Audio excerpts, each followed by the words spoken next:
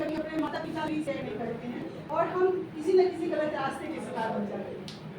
हम बढ़ते हुए बच्चे फंस जाना, बहुत सारे लड़कों के द्वारा यहाँ लगता है कि हम किसको बताएं। कभी कभी हम अपने माता पिता दोस्तों को नहीं बताते, कहीं वो समाज में जाके न बताते। उस स्थिति में अगर आपको कभी लगे कि हमको किसी की जरूरत है समझने के लिए, समझाने के लिए कि आपको क्या करना चाहिए, तो आप लोग निश्चित रूप से मुझे फोन कर सकती हैं। मैं अपना नंबर आप लोगों को दूँगी।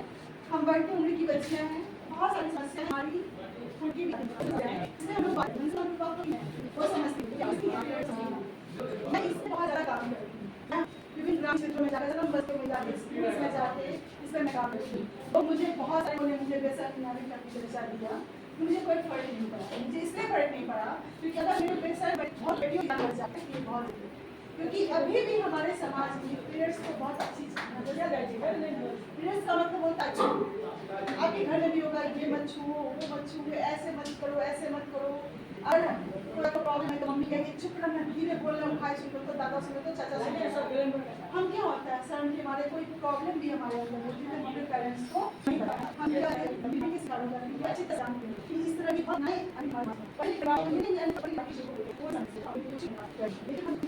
महामारी कोई बुरी चीज नहीं है। वो चीज हमें माँ बनने का अस्तित्व देती है, वो चीज खराब कैसे हो सकती है? सबसे बड़ा सवाल जिस ब्लड के कारण आप लोग साइंस पढ़ रहे हैं, आप देखते होंगे कि पीरियड्स क्यों होता है। उसी पीरियड्स जब नहीं होता है ब्लड में, जब बदलता है तो वो पीरियड्स का ब्लड गंदा कैसे हो सकता है? हमें इस सोच को बदलना है।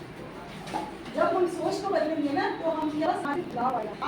आप एक तरह सही जानते मौत बर्बाद होगी, कैंसर जैसे होगी। कपड़े का गंदे कपड़े का इस्तेमाल कर लेते हैं, साफ सफाई नहीं रखते हैं, अच्छा भोजन नहीं करते जो हमको लेना चाहिए। बहुत सारे बच्चे को पेट के दौरान दर्द होता है, पेन किलर का इस्तेमाल करते हैं, नहीं समझते हैं। तो आप लोगों को कभी भी लाइफ में लगे कि हमको और इसके बाद किसी से नहीं कर सकते, आपको अपने पेरेंट्स को नहीं बता सकते, तो आप नहीं बता पा रही हैं, तो आप मेरा नंबर लें और अपने पेरेंट्स से बात कराएं। अगर आपके पेरेंट्स इस तरह से सोच के हैं, अगर इस दौरान आप कहते हैं पेट पर नहीं जाओ ऐसे, इसमें क्या होता है ना कि हम लोग मानसिक उल्टा के शिकार हो जाते हैं। हम लोगों को लगता है कि पीरियड्स गलत चीज़ें क्यों आगे आते हैं, लेकिन हम यही कहते हैं पीरियड्स कोई छुआछूत की बीमारी नहीं, कोई खराब चीज़ नहीं, ये हमारा विश्व धर्म है। जब ये नहीं होगा तो कभी हम बन ही नहीं सकते, इसलिए ये हमारी अच्छी चीज़ है और हमको कभी भी इस पर चुप नहीं रहना है। चुप्पी तो सरकार की वर्ल्ड बैंक ऐसा कार्यक्रम चल रहा है, कुछ दिन पहले ही तो माहवारी संसद दिवस मनाया गया था, हर स्कूल में बनाया गया था, मैंने भी बनाया। मुझे लगता है इसलिए इस पे काम करके सम्मान किया। आप सोच सकते हैं अगर ये खराब चीज़ की चीज़ हो तो क्या सरकार से काम करते हैं? नहीं करते। तो कहीं ना कहीं अभी भी हमारे समाज में इसको जागरूकता की कमी है। आप जैसी बच्चियाँ जो है पढ़ रहे, उनको समझना होगा। आप लोग साइंस पढ़ रही हैं तो साइंस में क्लियर रूप में दिया हुआ कि पीरियड्स क्यों होता है, उसको आपको समझाना होगा। उनको जो नहीं समझते हैं, आपके पेरेंट्स को, आपके दादा दादी जो भी नहीं समझते, उस पर बात करनी है। ये कोई छुपाने की चीज़ नहीं है। अगर हमारे घर में कोई बेबीज ना हो, आप पीरियड्स आ जाए तो क्या अपने भाई पापा को नहीं बोल सकते? बैठ कर बोल सकते, इसमें शर्माने की क्या बात है? इसलिए चुप्पी तोड़िए, खुलकर बोलिए, नंबर लिखिए। और आपको कभी भी लाइफ में लगे कि हमको किसी भी चीज़ की परेशानी, आपको उस परेशानी से दूर होने के लिए किसी की मदद की जरूरत है जो आप समझा सकते, आप लोग फोन कर सकते हैं। कभी आप ऐसा लगे कि किसी बहुत बड़ी चीज़ के शिकार या हमारा माइंड कहीं तक जा रहा है, अभी हम जा नहीं चाहते कि मेरा माइंड जा रहा है, हम किससे शेयर करें, उसमें भी आप मुझसे पूछ सकते हैं। मैं निश्चित रूप से आपको ऐसा राय दूँगी कि आपके माइंड को स्थिरता होगा, क्योंकि मैं काउंसलिंग नेटवर्क में भी काम करती हूँ, इसलिए सोशल मीडिया पे भी मेरा नंबर काम हो रहा है। बहुत बार मेरे से घबराते कि मैं लाइफ में कभी नहीं घबराई। जब मैं बाल बार रोकने के लिए निकली थी तो बहुत सारे लोगों ने मुझे बताया, मैडम इसी सड़क पे चलती हूँ ना, कभी एक्सीडेंट हो जाता, मतलब मरना जीना ऊपर वालों के हाथ में।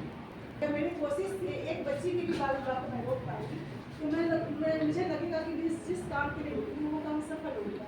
मैं आपको बताऊँ कि आज 10 सालों में मैंने कम से कम 60 से 65 बच्चों के बाल बात रोक दिया। वो बच्चियाँ कहीं ना कहीं आज पढ़ भी रही है, अपने पाँव पर भी खड़ी है। वो कब हुआ? जब वो खुद बोली। मुझे क्या पता कि आपकी शादी हो रही है, मुझे क्या पता आपकी शादी होने वाली है, जब तक आप नहीं बताओगे मुझे क्या पता आपके पेरेंट्स का नंबर है। उस बच्चे ने हिम्मत किया मेरी बातों का आके मुझे बताया, मैं उसके घर गई, उसको समझाई, उनके पेरेंट्स ने उसके पापा मान के चैलेंज भी दी।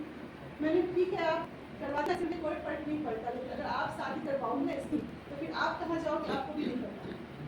मैं उसको ये नहीं था कि कहीं जेल भेज देती, प्रशासन में लाती, लेकिन मैंने उसे धमकी दिया।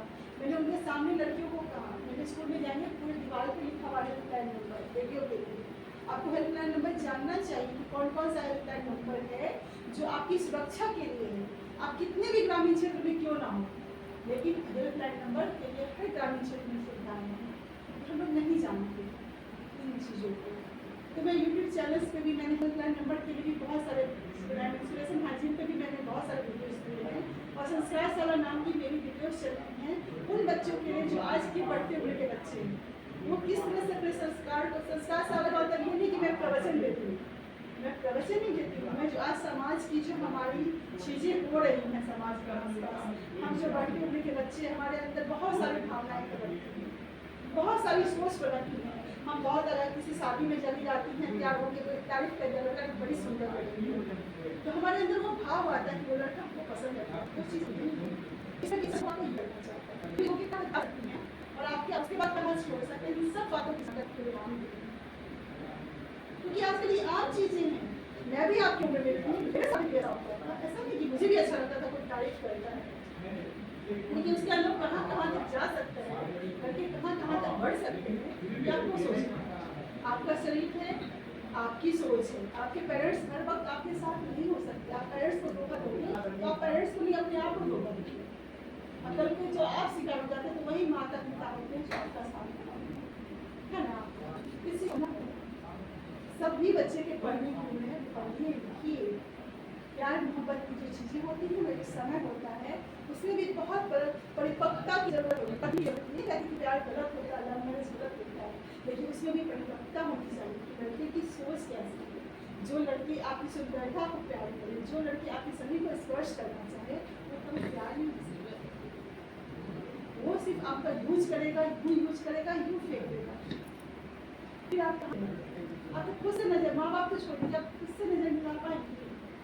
इसलिए ऐसा कुछ भी नहीं करना चाहिए। जब आपको लगे लाइफ में कि ऐसा कुछ मेरे साथ हो रहा है, तो आप निश्चित रूप से मुझे कॉल करें, क्योंकि अगर कोई लड़का ऐसा करता है तो निश्चित रूप से उस लड़के का भी नंबर मुझे दे, मैं उससे बात करूँ, मैं समझाऊँगी क्या सही और क्या गलत है।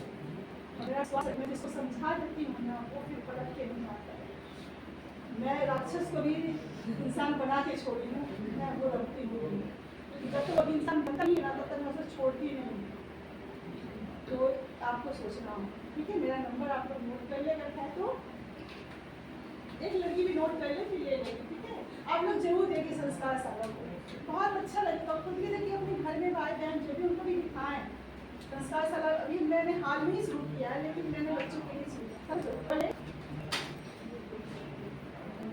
69